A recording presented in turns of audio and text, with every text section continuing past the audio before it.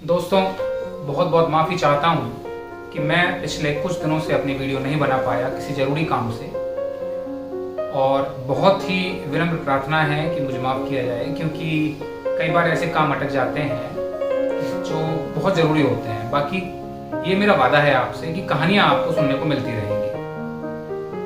कई बार मौके ऐसे आते हैं, लेकिन ये भी आपको मैं बता दूं कि आज की जो कहानी मैं आपको सुनाने जा रहा हूँ ये क्राइम के ऊपर तो बेस्ड नहीं है, लेकिन मेरे कई दिनों से मन में था कि मैं आपको भगत सिंह, जो कि स्वतंत्रता सेनानी रहे हैं, उनके बारे में कुछ आपको बताऊं कि भगत सिंह के साथ आखिरकार उनके फांसी के दिनों में क्या हुआ था, और फांसी की बुरात उस दिन हुआ क्या था, उनका गुनाह क्या था, और अंग्रेजों ने उनके साथ कैसा बर्ताव किया, गांधी जी की इसमें क्या भूमिका रही।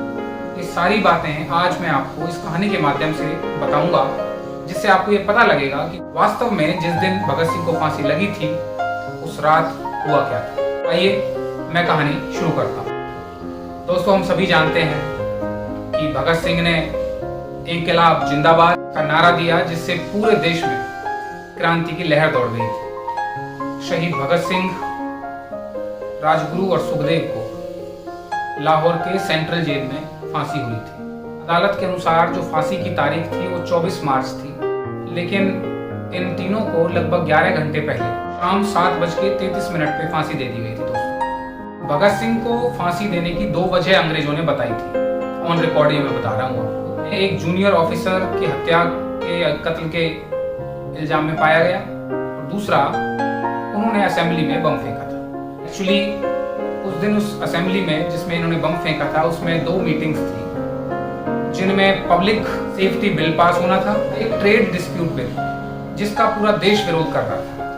तो इन्होंने सोचा था कि उस समय की खाली जगह पर असेंबली में बम फेंक दें, जिससे इनके कान खड़े हैं और ये हमारी बातों को समझे। मजदूरों के खिलाफ ये बिल थे, भारतीयों को दबाने का उनकी एक नीति थी। प्लीज भगत सिंह ने अपना एक तरीका अपनाया। उन्होंने अपने कुछ साथियों से बात की और सोचा कि हमें असेंबली में बम फेंकना है, लेकिन हमें बम ऐसी जगह फेंकना है जहां पर कोई हो ना।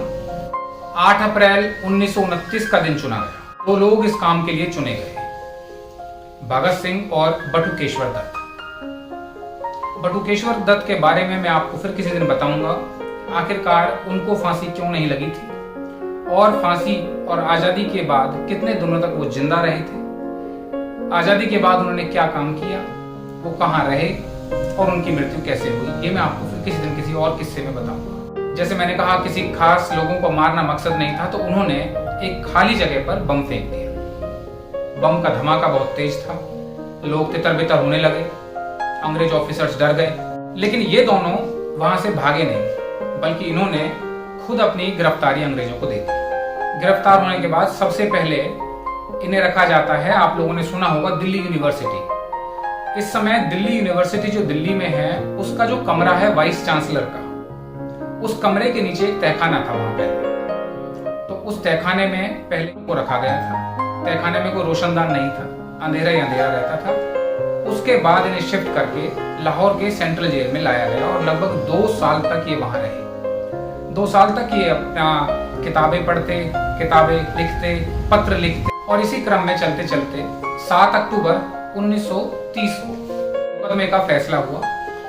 भगत सिंह, सुखदेव और राजगुरु अपने अपने जो इन्होंने हत्याएं की थी उनके लिए इनको सजाए मौत मिली। इसमें बहुत गुस्सा था, लोग चाहते नहीं थे कि इनको कुछ हो जाए। भगत सिंह की आयु भी केवल 23 साल थी। दोस्तों, 23 साल की एज में इनको फांसी की सजा मिली।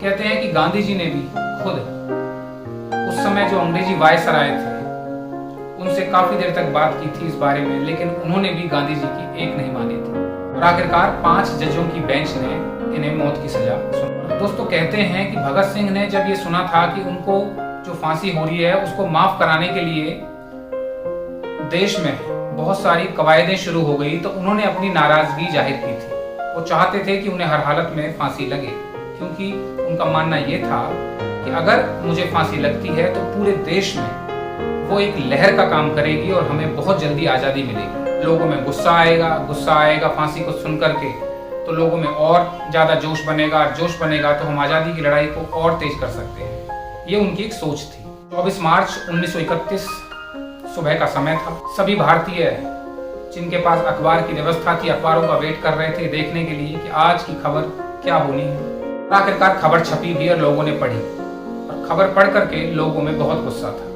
क्योंकि दोस्तों फांसी की सजा, जैसे मैंने कहा, 24 मार्च को ना दे करके उससे लगभग 11 घंटे पहले शाम को 7:33 पर ही इन तीनों को फांसी दे दी थी जेल के अंदर। होता क्या है, 23 मार्च शाम को भगत सिंह अपने कमरे में अपने जेल में बैठ करके किताब पढ़ रहे थे, और वो किताब थी एक महान क्रांतिकारी लेनिन की। इनके बारे में फिर मैं आपको कोई बताऊंगा कि लेनिन थे कौन, कहां से थे।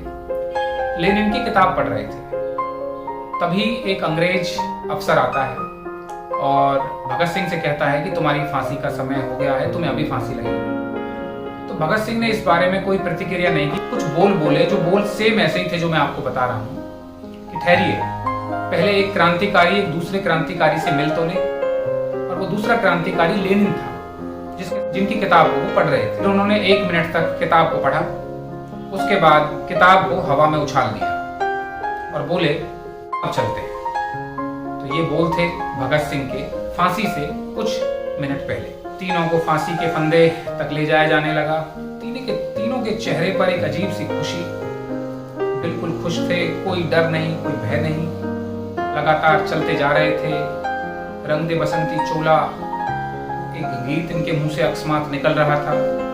तीनों उस फांसी के फंदे तक पहुंचते हैं उस प्लेटफॉर्म पर, और प्लेटफॉर्म पर पहुंचते ही भगत सिंह फांसी के फंदे को पहले चूमते हैं, फिर उसे गले में डालते हैं, और उसके बाद शाम को 7:33 पे इन तीनों को फांसी दे दी जाती है। अंग्रेजों ने सारे नियम तोड़ दिए थे। फांसी देने के बाद अब अंग्रेज बहुत ज्यादा डर गए थे।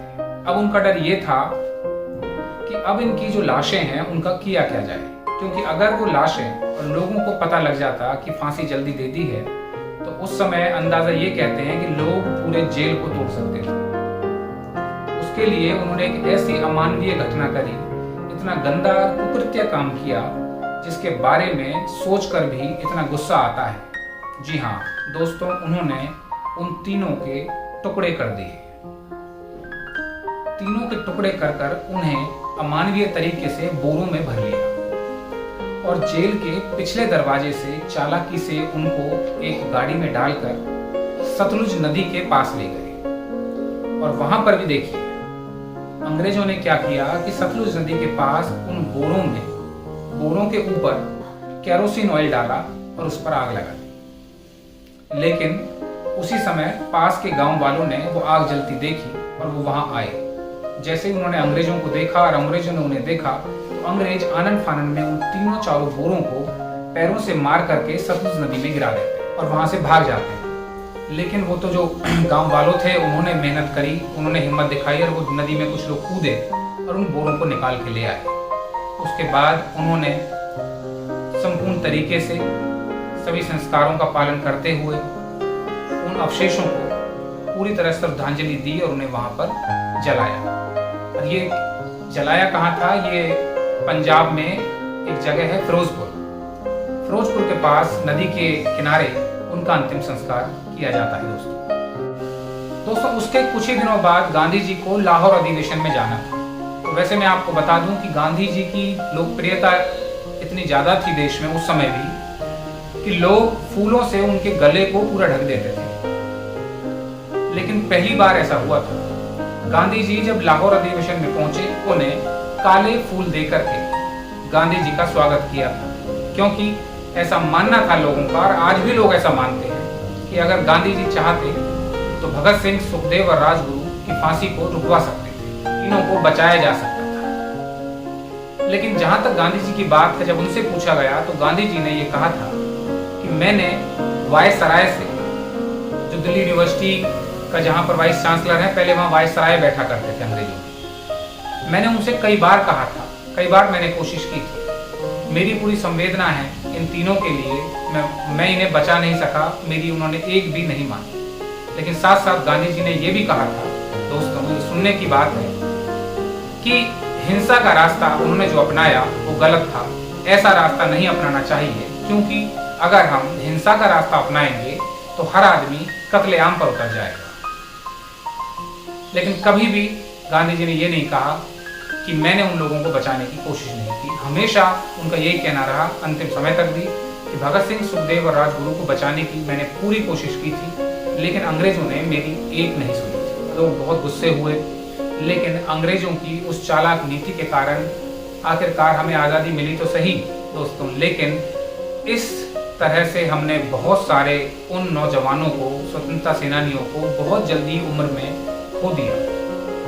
मन तो ऐसा करता है कि काश ये लोग आज़ादी के बाद आज के भारत को देखते, तब इनको पता भी लगता कि अब देश ने कितनी तरक्की की है, कितनी उन्नति की है और देश में क्या कुछ अच्छा हुआ है और क्या कुछ बुरा हुआ है। मेरे दोस्तों, इस तरह से हमने एक महान क्रांतिकारी भगत सिंह को, सुखदेव को और राजगुरु को, तीनों को फांसी के फंदे पर झूलते हुए देख। तो वेट करते हैं कि इस तरह की कहानियों को उनके शहीद दिवस पर ही सुनाएं, लेकिन मुझे ऐसे लगा कि मुझे आज ही आपको जब मेरा मन किया तो बता देना चाहिए, क्योंकि आज़ादी की गाथाओं को जरूरी नहीं कि हम लोग किसी खास दिन या 15 अगस्त या किसी ऐसे दिन की तरफ ही बताएं या सुनाएं।